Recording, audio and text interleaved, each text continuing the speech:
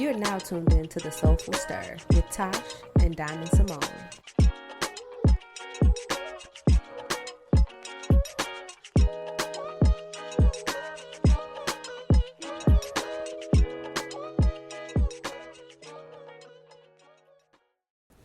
Okay, we live. And we're back. Did y'all miss us? We know y'all did. It's cool though. We missed y'all too. It's only been a week, but you know. Welcome to another episode of the Soulful Stir. I'm Symoné. And I'm Tash. Tash, what's new? Oh, nothing. You need updates for the week? No, not really. I'm in my hibernation transition period. I just be sleeping a lot and working, unfortunately, a lot right now. You know, I saw something that said that we should normalize taking long periods of rest in between growth spurts as an adult, and I thought that was so cool to like think about and to reference in life. Yeah, because we don't think of ourselves as having growth spurs, but you know, we are constantly evolving internally, and even when we're walking into a new season in our lives, new careers, or maybe you're going back to school, you got these big things ahead of you. You do need rest. And you need to recalibrate. And one thing I've noticed over like years, like even since I was a child, once something big is happening to me, like, and I mean like really big, like my hands, the skin on my body starts to peel, more specifically like my hands. And it's really weird because it just comes out of nowhere. Like I vividly remember like being pregnant. It happened to me a lot, like especially closer to the time I was getting ready to give birth. Like I would just have like, you know, like how your skin will peel when your hands are dry, and my palms will peel a lot. And that happens, like it happened to me before I graduated law school. It happened to me before I had Royce. Like I can't remember it happening a lot since then. But I understand how anatomy and like psychological things work together, you know, as well as stuff that's completely woo-woo. And I know that since I've experienced a lot of grief, my nervous system is not as calibrated as it normally would have been. So I will say that it hasn't happened to me within the last few years. But I also know that I'm also, because of that, I'm also on a different plane and like a different trajectory because of the grief and because of like what I've experienced. So I don't experience it as much anymore, but for sure back then, like my skin used to peel a lot. And maybe I think the naps have replaced the skin peeling, but I'm just a natural sleeper anyway. Like I sleep, like any given day of the week you can call me and I'm gonna be like, oh, I'm about to take a nap, or I just woke up, because I'd like to sleep.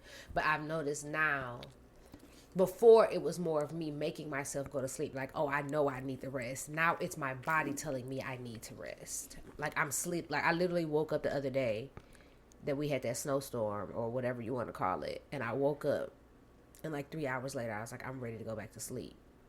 And that's unusual because I had coffee, had breakfast, everything. Like all the things that should have made me get up and be energized. I was like, oh, okay. Now my body is fed, I have nutrients, now I can go back to sleep. So I don't know, I just know I'm going through a change, And there's nothing wrong with that. I feel like it's necessary in every season of transition. But that's actually kind of cool, like the fact that you're quite literally shedding.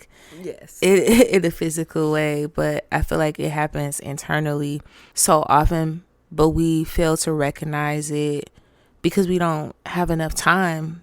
We don't give ourselves enough time to sit in the midst of those transitions.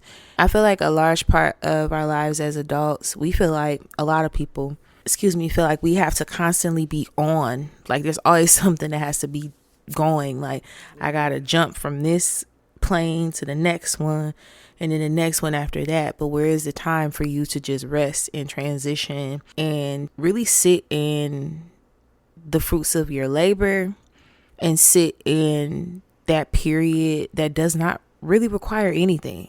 I literally tell people, like, people call me and they be like, you really just be laying down? I mean, what else you want me to do? Like, I love it. I love laying down. And I'm not trying to be funny, but when you think about it, like, I am a 38-year-old disciplined woman. Like, what do you want me to fucking do? Like, if it's not a work day, what do you want me to do? Like, be outside smoking crack? You know what I'm saying? What y'all want me to do? Like, you know what I'm saying? At Bel Air, You smoke crack, don't you? yeah, at Bel Air, taking my ass on top of cars. It's like, what do you expect from a 38-year-old lawyer that is dealing with an insurmountable level of compounded grief? Like, what do you expect from me? Like, I don't, people be like, all you doing is laying in the house, you don't want to go nowhere. No, I pay rent and I pay bills and I've bought nice things so I could live in my house and enjoy those things. Like, unfortunately, and I think we make jokes about it, but it's like, I'm comfortable with the life I've created for myself. Like, I don't need a whole lot of thrills to make me feel like I'm alive. Like, I do that when I go vacation, but people be like, you just sit in the house today? I'm like, I mean, what am I gonna do outside? At my age, it's like, I read at home, I cook. I mean, I might go out to eat, I might do other stuff, but it's like, what do you want me to do as a 38-year-old woman that does not have a child here earthside anymore? A lot of me being outside before was because I was taking my kid everywhere. You know what I'm saying?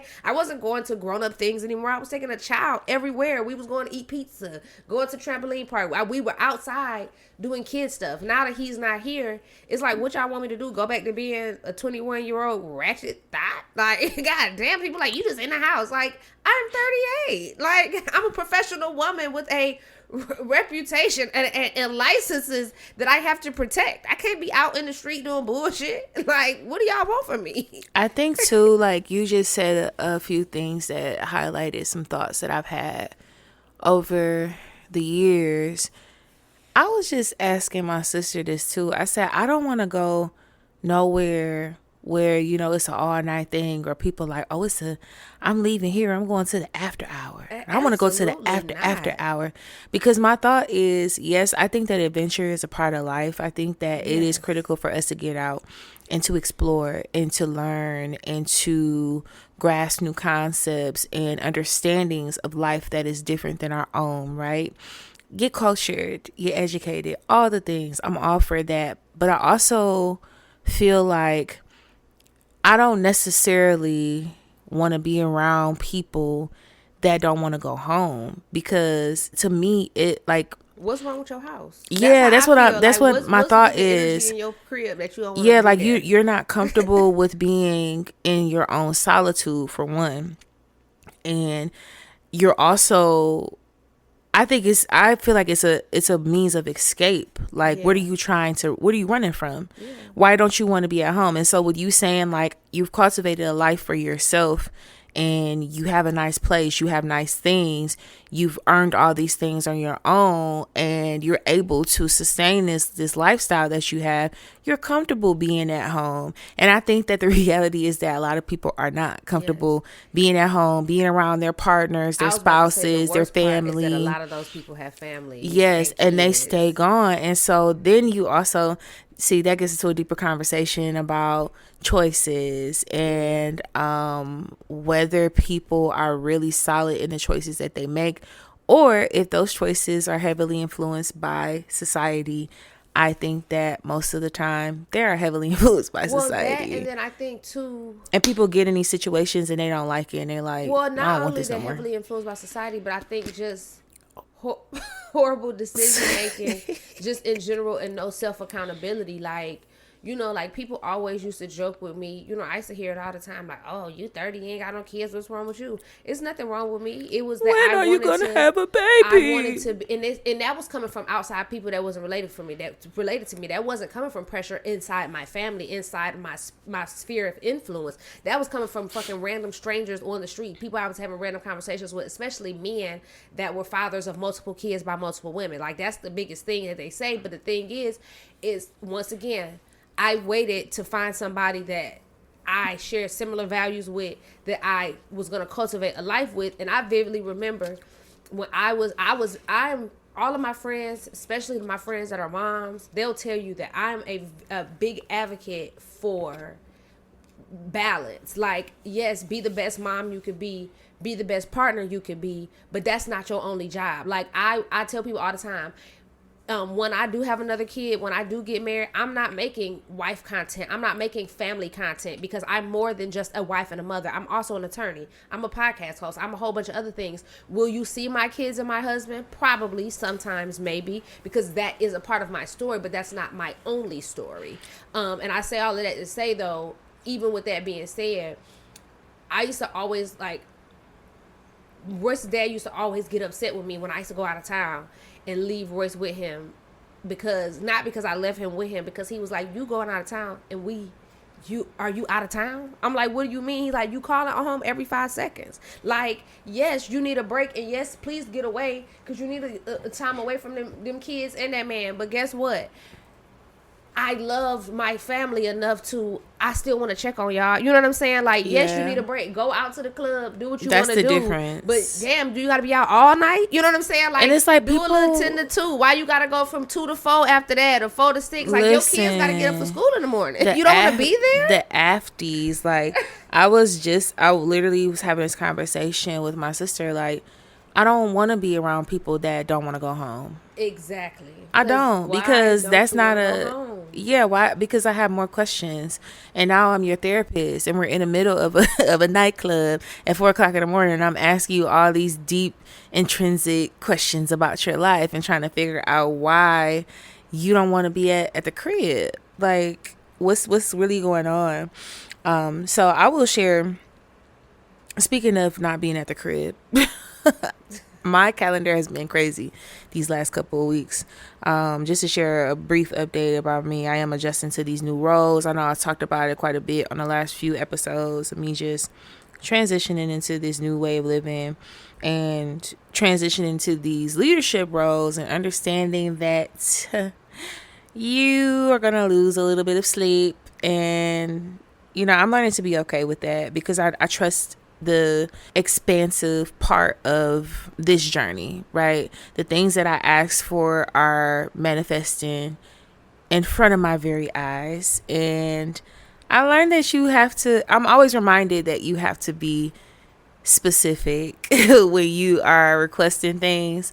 But at the same time, I'm grateful to be so self-aware that I ask myself in every season, whether it's a hard season or more of a joyous season, what am I learning in this season? So that's where my focus has shifted. I also will share that I got chiropractic care yesterday from a new chiropractor.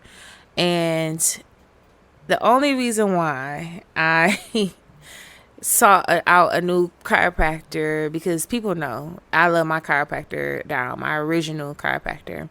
But the only reason why I had to find a new one is because my schedule has changed so tremendously that I don't have the same amount of flexibility that I had before to meet her scheduling. And so I had to, continue my wellness and in care as I have. But I will say that my experience with the new chiropractor was very interesting, and I absolutely loved it. And it was so different from my last. So I'm excited to see what the journey ahead is going to look like, working with him as well. And, he's just able to accommodate me with my crazy jam-packed schedule. But I trust that to whom much is given, much is required. And so I'm excited, exhausted a little bit the last couple weeks, but I'm excited to see, what lies ahead. And I do want to jump into mind, body, and balance, if that's okay with you. Let's go.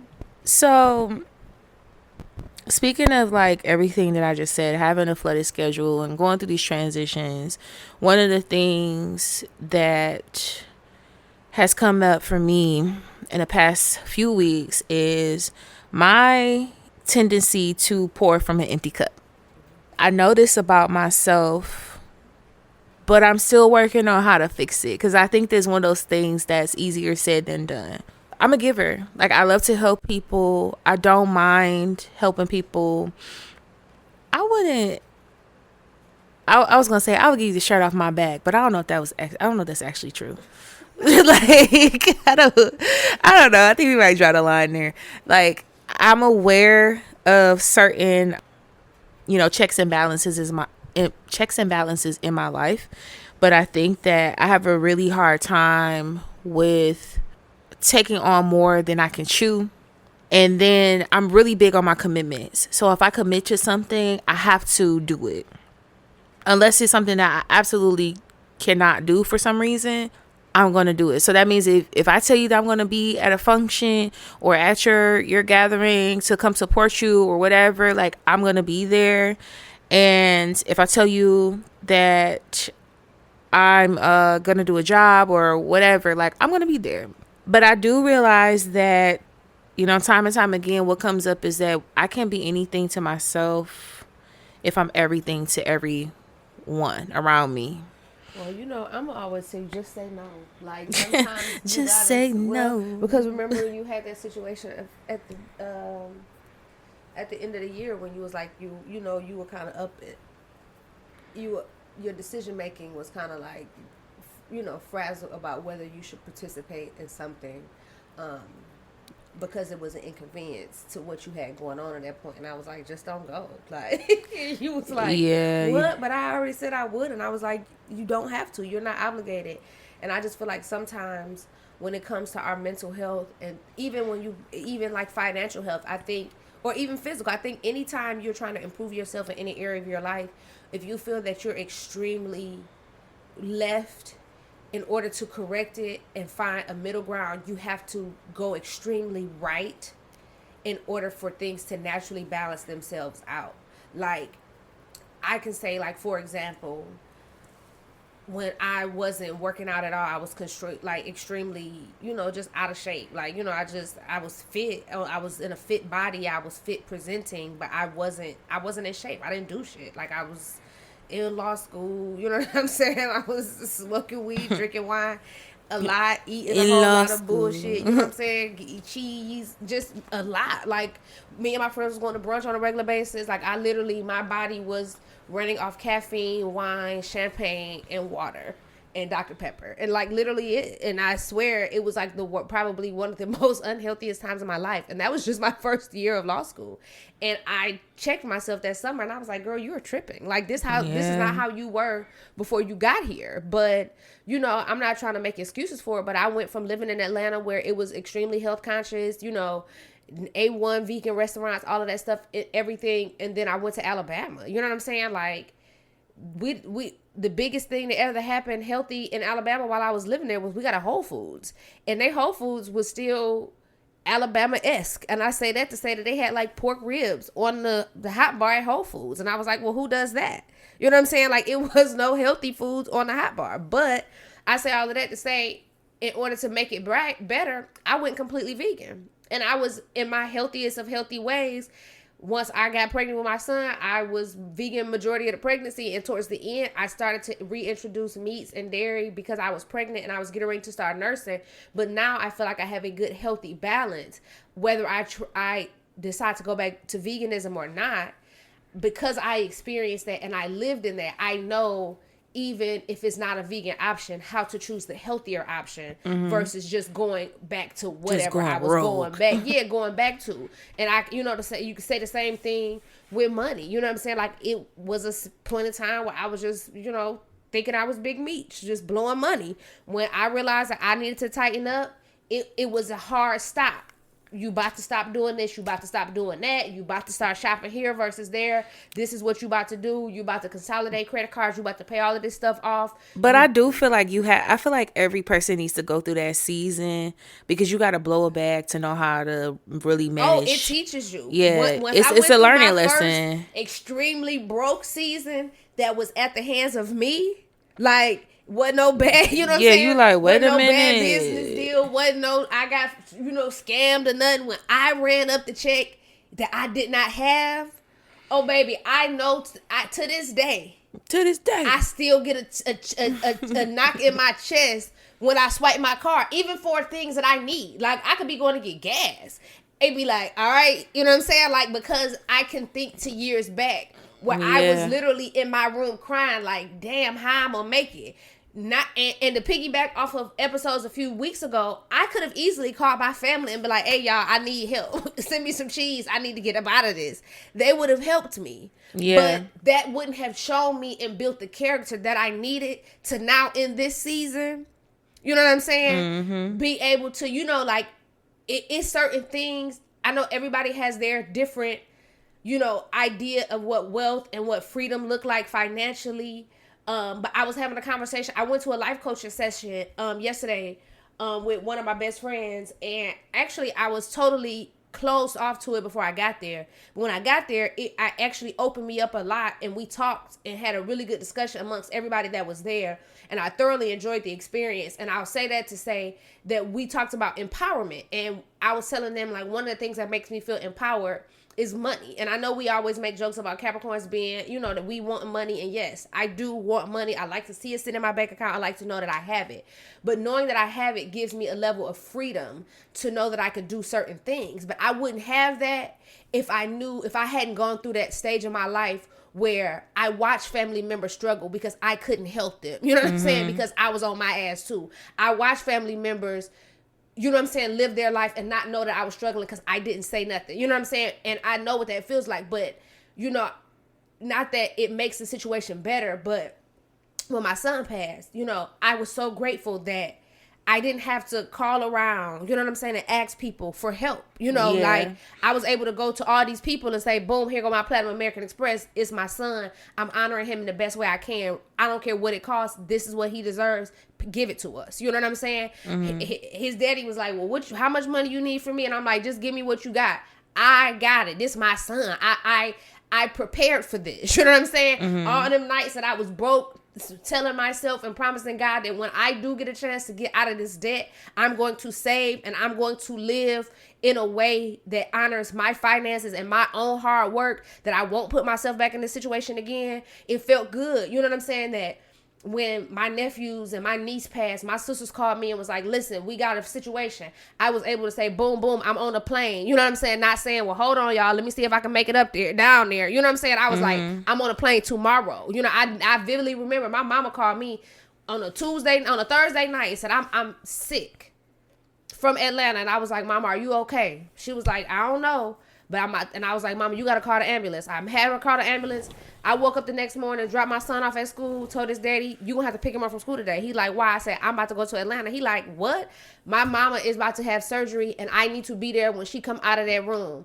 Emergency surgery. They was like, well, how you going to listen, I'm about to go in the airport, and I don't care how much the ticket costs. Y'all about to swipe my credit card, and I'm getting to my mama. And that's what it means to me. You know what I'm saying? It's not because I want to flex on a bitch and tell people that I went out of town, 3 times this year. It's because I can take my mama on these trips. I can take my nieces on these trips. You know what I'm saying? We could do stuff, but you have to be, you have to get to that point of no return where you're tired of being tired. You know what I'm saying? Like people lose weight when they're tired of whatever physical ailments are coming from staying in a bigger body. It's people get tired. You know what I'm saying? When you get tired in relationships, when you get tired of or a woman treating you wrong, you're going to do something about it. That is true. Whether it's leave, and that's the only way that it happens. Like you can't continue to have these conversations with your friends and talk your way out of it. Sometimes you can, but most of the time it literally comes from you just being fed up. And that's why I feel like people need those seasons of learning curves where you're gonna have to blow it back before you learn how to effectively manage your money. You might get put in some sticky situations before you learn to value the money that you work so hard to earn. So I'm with you 1000%, and I feel the same way. I thank God that I have a pretty solid foundation, but we have gone through seasons growing up. And I talked about this in our last couple of episodes, our great episode. But I talked about this, just having those seasons where we struggled, as a family, my mom being a single mom and just, figuring it out as we go. But even those lessons that she was learning head on, I was able to learn from and observe from afar secondhand. And so it's like, okay, I'm probably not going to do that because I know what comes with that. And I know, the importance of X, Y, and Z. But to bring it back to your original point, I think I want you more specifically, and we always talk about this in personal conversations. I want you more specifically to understand that that changes a lot. Like over time, you have to give yourself grace and understand that what I thought was okay to commit myself to in this season is not. You know what I'm saying? Like at this one point in time, I feel like different times you have to prioritize different things. So like at one point in time, for me, it's exclusively I was like showing up for other people because, I was supporting their journeys because I was content where I was in mine. And I've literally told people that this year in 2026, because of different changes in my career and because of me possibly trying to move to different arenas in law, that a lot of that they won't get from me. I've already set the expectation. I've told all of my family in Atlanta, I'm not about to be coming there no more because now I'm about to do something that I don't want to do, that I gotta do for me, which is I'm joining different bar associations now. I'm about to start networking to people and going to different stuff. And traditionally that was not me. Those are things that I would traditionally say no to. But now I'm recalibrating my energy and my space, and I know I can't just add those things on top of the things I already been doing. I have to take away something. So it's like I'm about to take away a lot of this frivolous, and I'm not saying frivolous like me showing up don't matter, but like I literally be like, oh, I'm about to go to Atlanta because me and my sister said we ain't had brunch together in 2 weeks. I'm about to just go. Like, girl, I need to be in town because I need to be here to go to, bar association stuff, different stuff that, legal classes, whatever the case may be. I have decided that this year my focus is going to be this. Next year, will I go back to focusing on family? Maybe, maybe not. But sometimes you got to change that focus and like. Yeah, no, it's interesting that you bring that up because that is what I've been feeling so heavily lately. And even just down to last night, like I went to the chiropractor and I knew because it's been a while since I've been able to get adjusted. I'm like, I'm just going to need to rest after this. Yeah. And so my line sisters reached out. They planned a gathering, and it was pretty cool to see that the majority of our line was able to get together, and that hasn't happened in a very long time. Like easily clear over 5 years. And so I had this like little bit of FOMO, like this fear of missing out. But at the same time, I'm like, for one, I've been handling a lot with these new transitions, and my body just really needed rest. I needed rest to recalibrate from my chiropractic session. I also just needed rest to recalibrate from this week, the last couple weeks of just handling everything and constantly feel like I'm on go. And so at the end of it all, I'm like, you know what? I'm okay with this because there will be more days of me saying no, not because I don't want to be around them. I love them down, but it's just simply, like you said, the priority of life has shifted for me. My priorities have aligned in a different way to where I'm not going to be able to hang out the way that I was hanging out. I don't have the time or the energy to do that now. I'm going to try to pop in for the things that are important and continue to follow up in that regard. But when it comes to me prioritizing rest over hanging out with it for a good time and good, maybe a couple cocktails or something, like, nah, I think I'm straight, because I could be resting. But I will also say that another thing that's come up for me is revising my business practices because I think that is a really big component as to why lately I've been feeling a little bit more overwhelmed than usual. And again, this is a lesson. Like, you go through these seasons, you meet, certain people, you have certain instances where it's like, you know what, maybe I need to add this into my contractual agreements, or maybe I should explain this better to people to say, like, this is within my scope of support in business, and these are the things that I'm just not able to support you with. I will challenge you to do this. Well, you don't have to worry about the contracts part. I'll work on that with you. But and that does need to be changed, because I don't play about that. But what I challenge you to do going forward, I think, is to not feel like you have to name a reason, like no, or I need this, are complete sentences. So because I listened to everything you were saying, but what I kept hearing was you kept saying, like, I need to rest because of this. No, you don't need to rest because of this. You need to rest because you need to rest, period.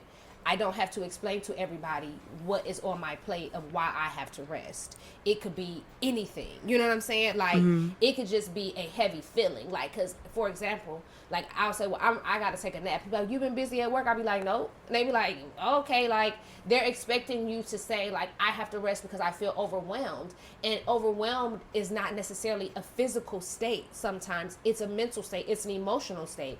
You, by virtue of what you do outside of work, i.e. your doula work, people don't understand the spiritual and the emotional impact bringing a child into the world entails. It takes a lot.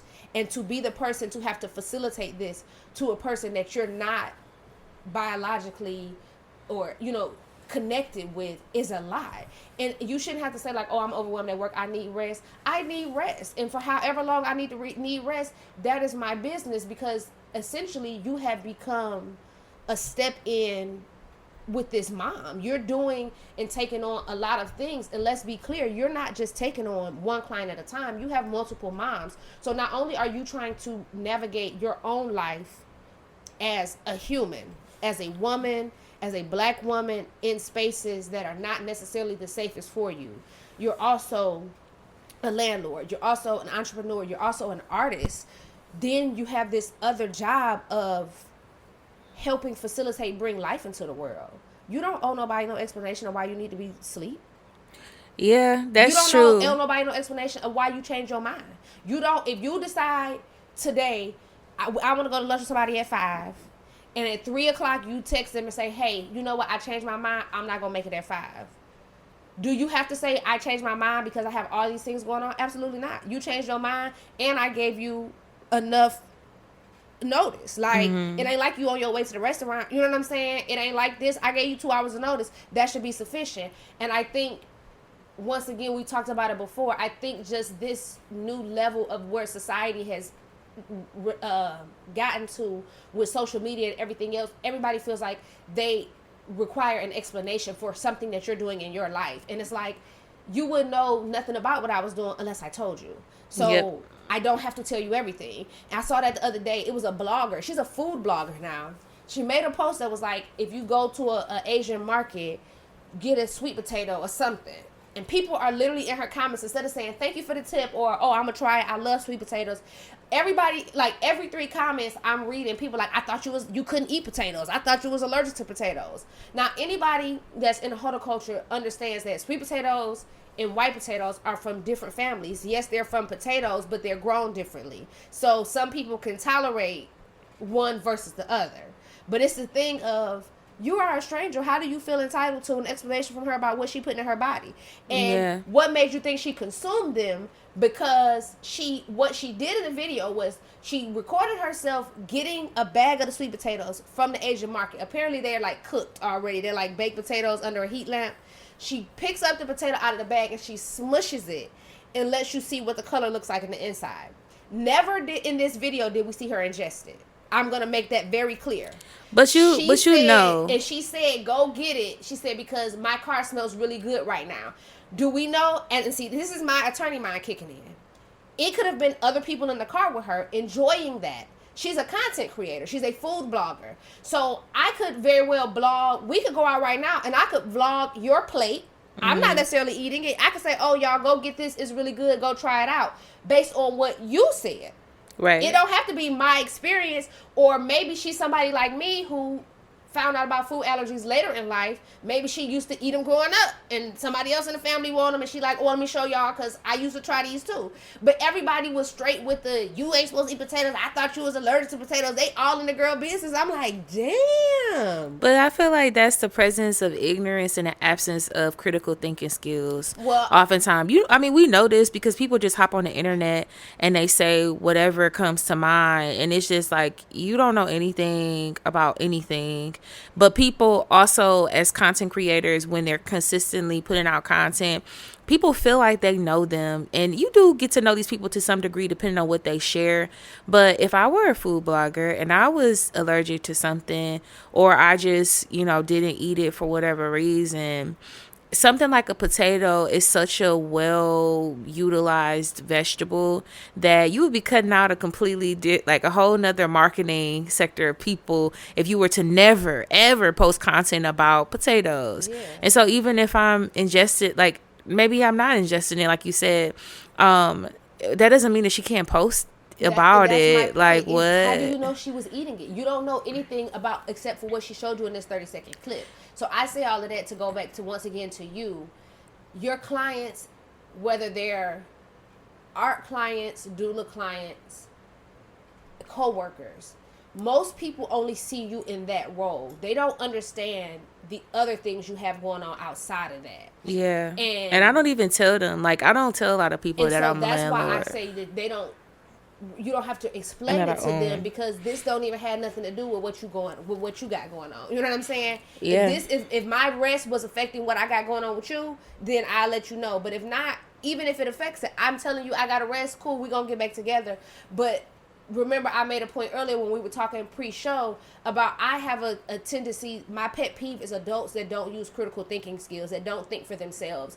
I think because of social media and people being so influenced, that they want people to tell them step by step, what am I supposed to do? How am I supposed to do this? Nobody is free thinking. Like, you know what I'm saying? Because I just feel like I would never ever think myself personally, unless I paid and contractually, agreed to such a relationship, that I was the only client my doula had. You know what I'm saying? Like, yeah. I would just automatically think that you're busy. Like, girl, we'll get together when we get together, because at the end of the day, granted, you do offer services with your practice for, after birth services and things of that nature.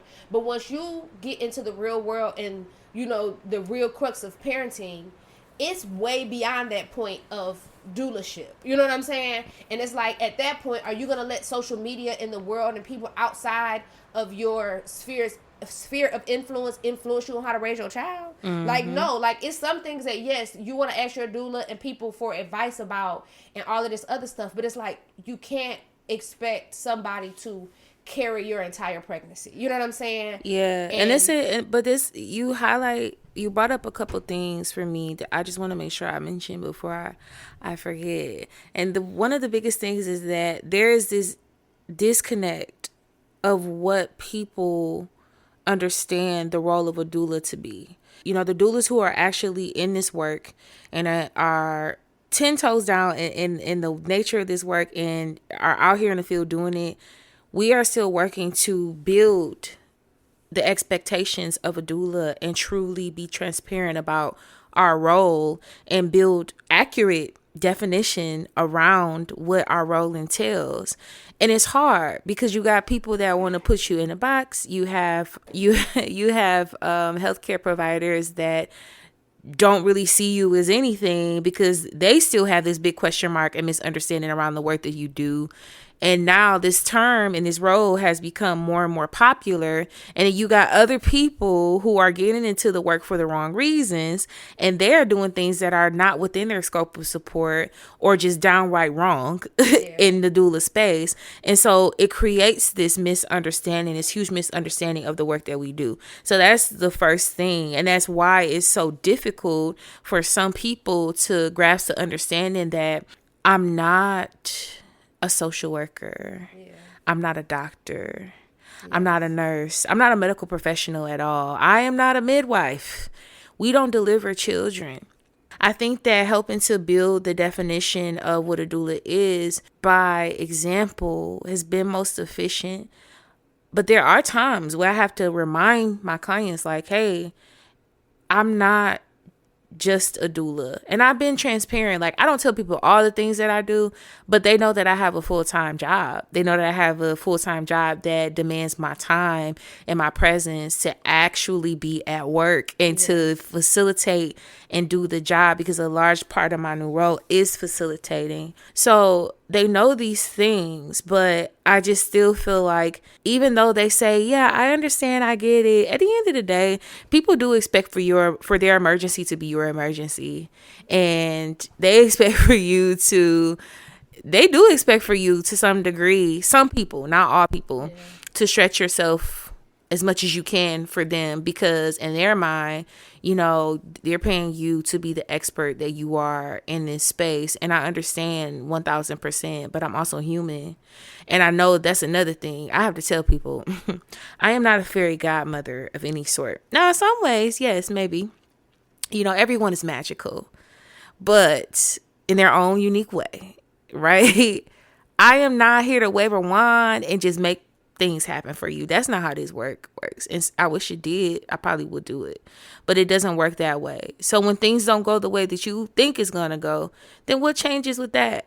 You know? And so that's what brings me back to just revising the business practice around this specifically, but around all the work that I do to make it more equitable for me, you know, to support the fact that I do have all these other responsibilities, and really to carve out this role so that people are crystal clear about the things that I can support in the situations that I'm just not well versed in. It's not part of my educational landscape, if you will.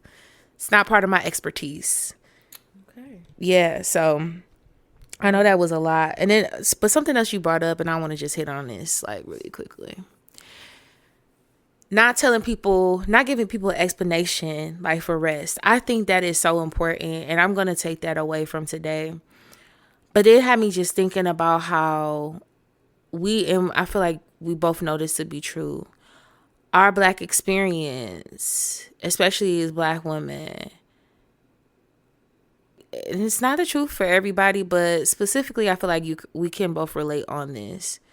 We have not necessarily been awarded the luxury of rest, especially rest without explanation.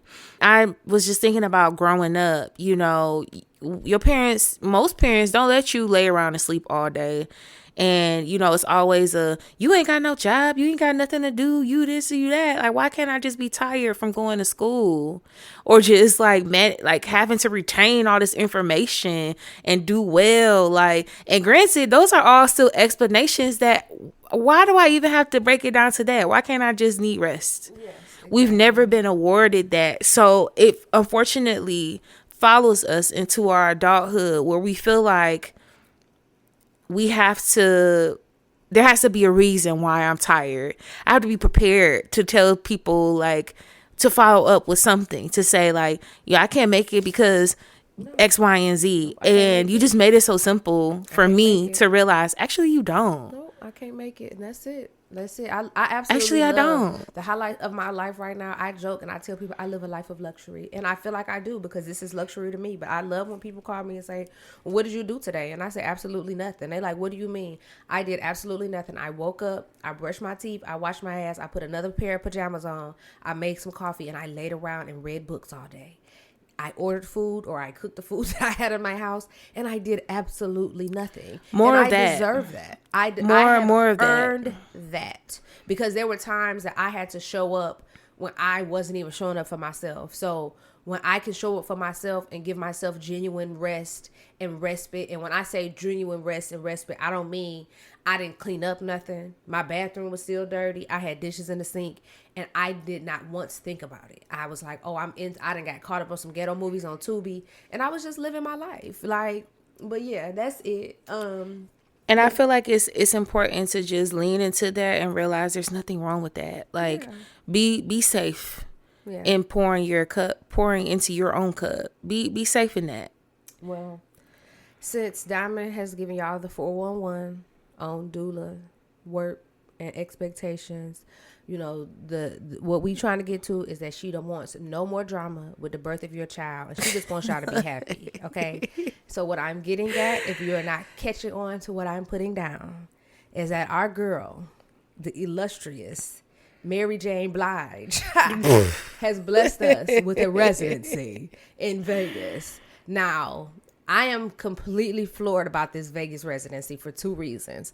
Y'all know I'm all for it, going to see aunties in Vegas. That is my thing. After seeing Janet, I will not miss another good Vegas residency. But for two reasons, I'm upset about this one. Because Mary is, when I tell you Mary J. Blige is Capricorning, like absolutely on her Capricorn foolishness with this residency. Because it's not that long, is it? First of all, it's not as long. 2 days. It's two time slots. You can either go May 1st through the 9th or July 10th through the 18th. That's it. So and those tickets are gonna sell pretty quickly. Dang, yes, and they don't go on sale until I think next week. I gotta double check, but. So that happened, and I'm upset because I'm like, how am I going to do this? Because those are my two heaviest travel months of this year. Like, I have 3 graduations in May. Oof. And then I'm coming back from Tokyo on like the 9th of July. So it's like, I don't want to come back home and then and I'm going out of LA. So I don't want to fly back to Detroit and then have to fly back to Vegas, which I don't really care. I will. But yeah, I'm really excited about it. I want to go so bad, but at the same time, I don't like to feel forced. Like, I feel like she should have at least gave us a window. Like, Janet had like 3 months on the front end. She closed for the summer. She came back for a whole month in September. Like, give us enough time, Mary. But yeah. I will say this, to tie in again with the conversation we just had, Mary is one of those people that I think needs to hear a conversation like the one we just had, because as a Capricorn woman, we have seen her go down this slow trajectory of like, I'm sick of this shit. Like, every time we see her in the media now, the way she shows up for red carpets, like you see the video that they were showing of her when she came to the red carpet and she walked up there like she was going to pick her bad kid up from school. Like, she was walking into the principal's office and she walked around like she did that little swing turn, quick little fake smile, and walked right off like she's tired. And that's okay. Tell these folks you tired. You know what I'm saying? Like, and it's crazy because yes, I still regard her as a queen of hip hop soul. But when the queen of soul, Aretha Franklin, showed us, tell them people no. Aretha Franklin was like, to hell with this. She used to be quick to be like, nah, I'm straight. I'm good. No, thank you. I'm tired. Y'all not going to play with my money. Y'all going to give me my cash up front. I'm going to do this show and I'm going home. I don't want all of this. Like, this ain't what I want. And I think we have to normalize telling people, letting celebrities think that that's okay. Like, I think as society, we have gotten to this point where, once again, not just with regular everyday people, but with celebrities, we think that when you see them in the airport, they're supposed to want to speak because they're a celebrity. You know what I'm saying? Like, yes, we do see a lot of their personal lives nowadays in the media, but we don't know what's going on with these people. Like, it really bothers me when people get upset when they see celebrities in the airport, especially if the celebrity is not with an entourage and they're moving on their own with maybe a solo security guard. Because the first thing I think in those instances, that maybe this person is traveling for personal reasons. You see what I'm saying? And as a person who has gotten on a plane multiple times in 1 year for funerals, I don't want to talk to no damn body in no airport while I'm on my way from A to B to grieve somebody that I love. How do you know that this person is not on their way? You know, these are celebrities. How you know they not on their way to a private court case? How you know somebody ain't been trying to sue them? You know what I'm saying? But because they're celebrities, people automatically feel that they have this requirement of access to them. Humans. Yes, and they miss the fact, and part of that is putting these people on pedestals because they're celebrities and because they're under such a microscope, that it's like, oh, well, if I see you out, I should be able to just walk up to you because it's part of your job to be accessible to me. Actually, it's not. And it's not a part of their job. It's a part of their career and their job to sing and perform. and whatever they're contractually obligated to sign the back of your Outback receipt while they sitting down having dinner with their friend? Absolutely not. You know what I'm saying? Like, yeah. I feel like, and if you don't act accordingly, I think it's unfair that they can easily get a bad rep. This is a bad person. Well, she just having a bad day. They want to speak to my child. Like, for example, I think about that all the time. What if I was a celebrity? And think about my life. I just lost my niece, my son, 2 of my nephews. If I was to, like, even now, your ass would be on TMZ every week. Absolutely. You would not walk up to me. I would not be okay if you walked up to me in the airport with your 4-year-old child in your hand, and I would definitely walk the fuck away from you, because how do you know that wouldn't trigger me? I have grief. You don't know what I was going through that morning. You know what I'm saying? Like even with, I think we'll take it a step further with women, and I could tie that into Mary J. Blige, because she went with so much stuff. She went through so much stuff with her relationship with KC and with Kendall Isaacs that none of us saw in the media, and we didn't know that. But it was like, with women, y'all be like, oh, well, she got a nasty ass attitude. Okay, she might have an attitude, but how you know some man wasn't fucking kicking her in the ribs before she came to the grocery store? You know what I'm saying? Yeah. That's reality. Like, it ain't my reality that I've lived it, but I'm empathetic to people who have lived that. We don't know how many people are women, even men nowadays, are being financially, physically, emotionally, sexually abused at home by their partners, and they have to leave the house every day and act like it's okay. They have to go pick their kids up from school, go grocery shopping, come back to these partners and act like it's okay because they don't feel safe enough to leave. And I think, people always say that. People sitting there talking about all that shit about Mary, they like, she tired, she want to show up, she don't want to be there. I wouldn't either. When I'm working at every appearance, I'm getting to some nigga that didn't have nothing to do with my career is getting a piece of the check I'm about to get from it. Yeah, I would show up serious and sad like that to everything too. I would be miserable. That's everything in a legacy I work for. Some man is sitting at home with his crusty ass feet crossed, toenails probably cutting through his fucking Hanes socks, living off my money because we was married at a little point in time and I trusted him. Yeah, that's that. Now that part is wild, because I forgot all about him. And I say all of that to say that's why I want to go to this residency so bad, because I feel like she gonna give it to us. She gonna bring it back to what's the 411 to my life, because she's sad, she grieving, and I feel like she done picked these small little tour dates so she could give us the best show that she possibly can. Because once again, it's nothing wrong with saying I don't want to stretch myself too thin. Yeah, do I think Janet? She's making it work for her. Absolutely, and people know what worked for them. Because Janet did absolutely well, and I saw her on one of the last few days of the first segment of her residency, and she didn't look tired, worn out, or anything. But people know their limits. Everybody is not okay with that. Some people can go out for hours and days at a time. It can never make me hate her and feel energized. After I'm out amongst people for 5 hours, baby, I gotta come back into my recluse and recharge my energy and get rid of the stupid that I experience in the world. And everybody's not like that, and so I get it. So I'm as much as I'm upset about Mary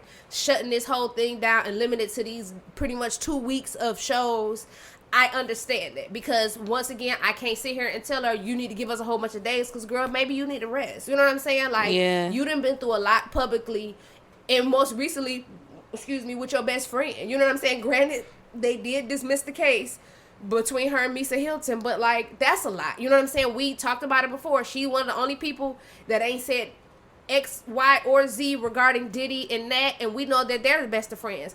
This lady got a lot going on. You know what I'm saying? Yeah. She needs to rest. I feel like, yes, that everything that you said just hit the nail on the head. And really what I got out of this is, in a lot of ways, there's a great absence of consideration. Full circle, especially in the way that we talk about celebrities and how they're expected to be so accessible to people, or how some people looking at it like, well, this ain't no residency. She ain't did this, or she ain't did, like, no, she's making it work for her. And I think that the human aspect is always taken out of context when we talk about celebrities, as if they're not just people like us. We expect them to be machines, and I think they're not machines. So sad, and they're expected to be machines when it comes down to the business of it, the production of music, and the way that they're expected to perform and show up with this high energetic level. But then also the way that they're expected to communicate with people and interact with people, no matter what their day looks like. Like, you're always on. That is very unfair of anybody to ask. And as a person with a regular everyday job, you will be upset too, because we all have days where it's like, you know what? I'm not on today. Like I I get need a break. overstimulated to walking through the grocery store. I can't imagine what That's it why I don't feels go to like certain stores. I can't imagine what it's like to walk just down the street and 1,000 people are taking pictures of you at a time. Yeah. Like it's hard on your nervous system. Yes, it's already a full-time job to the millionth degree to have a gift and to be known for that gift and have to be the steward of that gift in a way that when you start singing bad, if you ain't taking care of your throat and drinking enough tea, all that stuff, people start talking about you. You know what I'm saying? It's your gift. And once you start to mistreat it, people already look at you another way. But it's another thing that you already got to carry the weight of this gift. And not only do you have to carry the weight of it, but you're also carrying a weight of trying to remain or keep some semblance of privacy. Yeah. Like, I think it's a full, like people talk about Jay-Z and Beyonce, but I guarantee you it's a full-time job of being responsible for having all these NDAs signed and being, you know what I'm saying? Like, they're the type of people that need one attorney. And the attorney only works for them. You couldn't be of another counsel and working for other people and work for a couple like that who are continuously trying to keep themselves private. You know what I'm saying? Who are in the midst of a lot of deals, who wants to keep themselves private. They're constantly, you got to do background checks on the people you hire, all of this other stuff. That's a weight in and of itself. Yeah. You know what I'm saying? Like, just to nobody put considers people that and programs in place to keep private. Let's not even talk about when stuff happens and you're violated. You know what I'm saying? Think about it. Beyonce do all that stuff to keep the team she got. Soon as she go to Atlanta this summer, niggas steal her unreleased music. That's crazy. Like, you know what I'm saying? Like, yeah.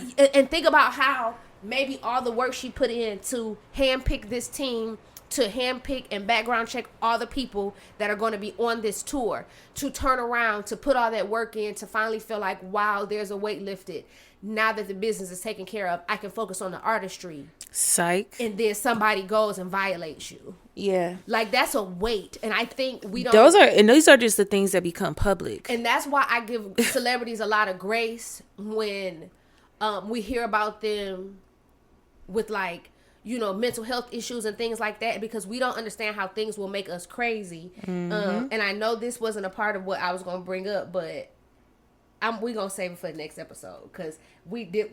And so on the next episode, in lieu of sound check, because I'm about done with Mary, for the next episode, we're not going to do sound check. We're going to talk about a TV scandal. Oh, yeah. That's very close and near and dear to the both of us. And we got to talk about this on air, because it's serious. But go ahead and talk about your rhythm and groove. Yeah, because I got a lot I need to talk about. Because, yeah, like, I want to, and I'm going to leave it there because I'm going to expound on it on the next episode. So that's my shameless plug for y'all. Got to make sure y'all tune in to hear the rest of the conversation.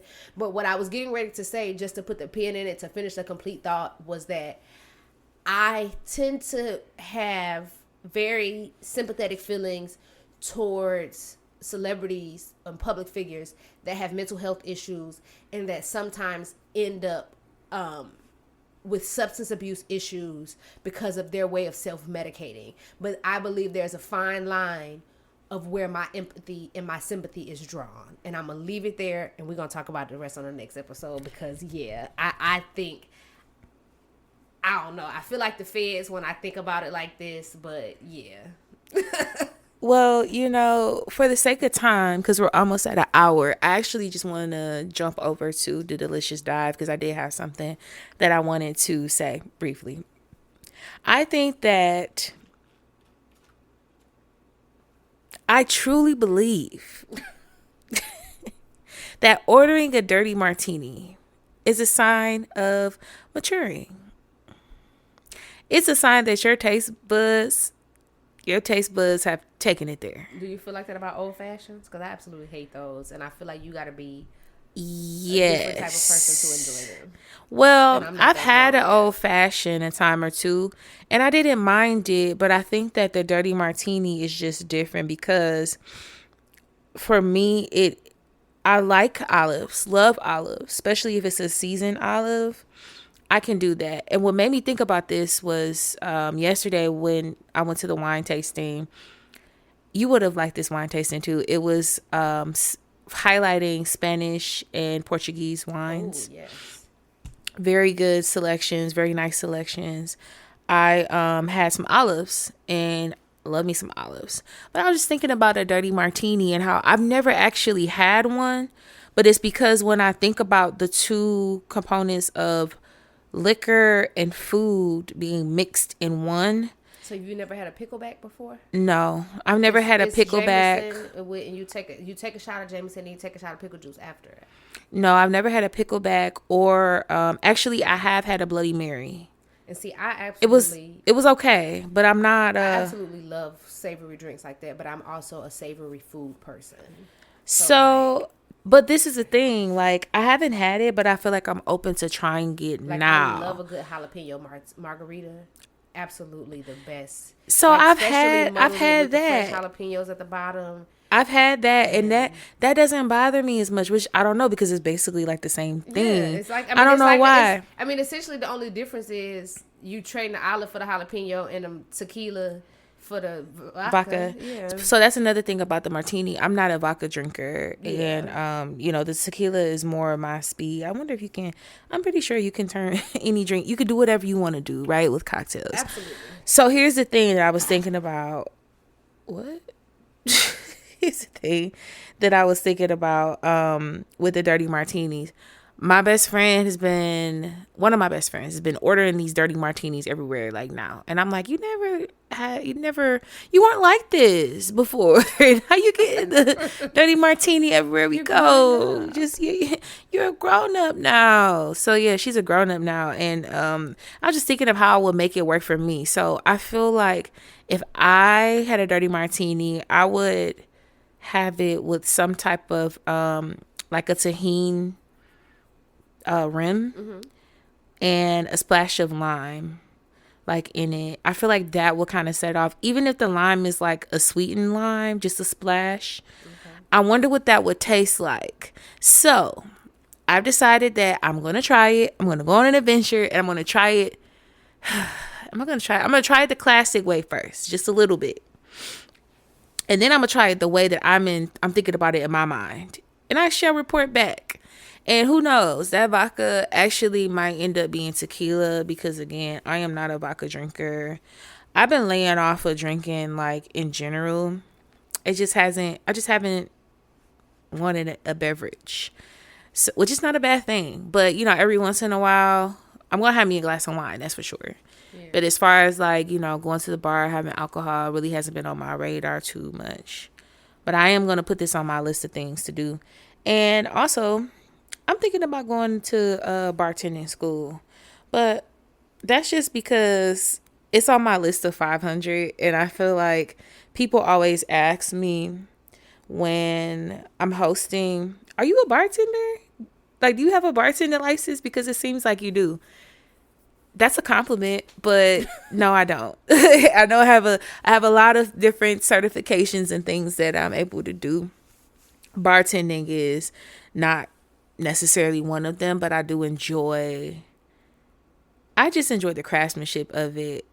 Yeah. But I think it's because I'm a creative also. Like, I just like creating things, and being a bartender or a mixologist is no different, right? So I just wanted to highlight that fact. If you like dirty martinis and you want us to possibly go out, if you want to sponsor this mission, actually. Oh, yes. Sponsor the mission. I gotta get that link together. We're gonna post an updated link where you can purchase a cocktail for our crew, which is Tash and I. If you want to send us a cocktail or a cup of coffee, we love our coffee, chai, tea, But all the good things. Yeah, all the good things. But for the Sanctuary Scoop, do you have anything for the people? No. You want them to know? No. As usual, just want to say thank you for listening to us thus far. It is season 2, and it's very interesting that we are almost at a year of doing this podcast. I know I'm jumping the gun a few months in advance, but we really have been doing this since last spring, which is interesting because time is flying. But Yes, send to a friend, your cousin, your brother, auntie, mama, daddy, whoever you feel like will listen to this podcast and will enjoy it. And until next time, you know, next week. Catch y'all next Sunday.